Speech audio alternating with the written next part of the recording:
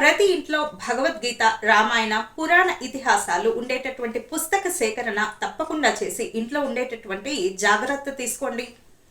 కొంతమంది అడుగుతూ ఉంటారు, అసలు భగవద్గీత అనేది లేకపోతే మనం బ్రతకలేమా అని, మనుషులం బ్రతకలేమా అని. మనిషిగా బ్రతకడానికే ఈ భగవద్గీత, ఇతిహాసాలు, రామాయణ, అలాగే మరిన్ని పురాణ ఇతిహాసాలన్నీ కూడా ఒక మనిషిగా బ్రతకాలి.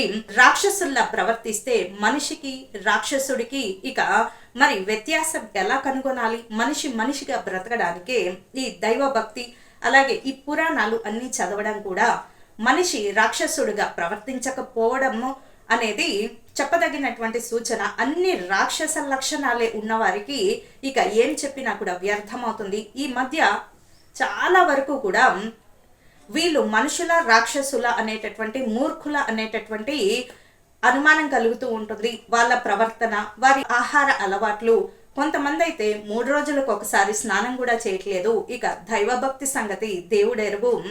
ఇటువంటి వారికి ఎంత దూరంగా ఉంటే అంత మంచిది. లేదంటే వారి చెడు ప్రభావము మీ మీద పడేటటువంటి అవకాశం ఉంటుంది. కాబట్టి స్నేహితుల ఎంపికలో జాగ్రత్త తీసుకోండి. మీ స్నేహితులు బట్టి మీరు ఏ స్థాయి మనిషిలో ఇట్టే నిర్ధారించవచ్చు.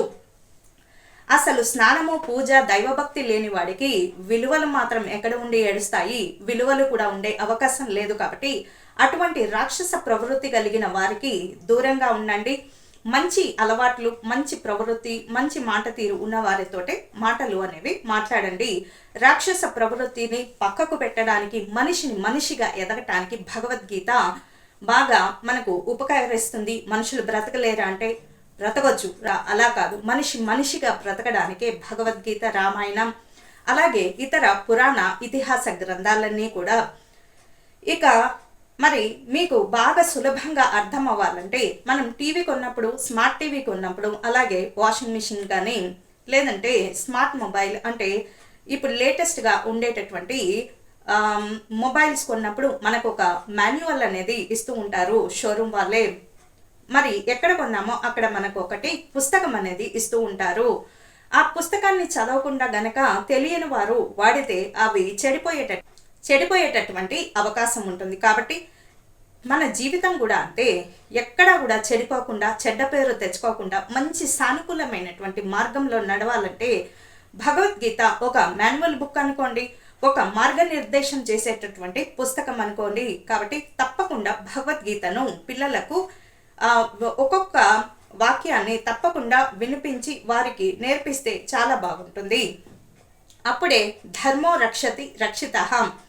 సనాతన ధర్మాన్ని, హిందూ సంప్రదాయాన్ని ఎప్పుడు కూడా గుర్తు చేస్తూ ఉండాలి పిల్లలకు. లేకపోతే మరి మరుగున పడే అవకాశం ఉంటుంది. కాబట్టి తప్పకుండా వారికి మనము ఎందుకు దేవుడికి సేవ చేయాలి, ఎందుకు పురాణాలు చదవాలి, అసలు ఎందుకు ఒక క్రమబద్ధంగా జీవన విధానం ఉండాలి, ఇవన్నీ కూడా పిల్లలకు నేర్పించే ప్రయత్నం చేయండి.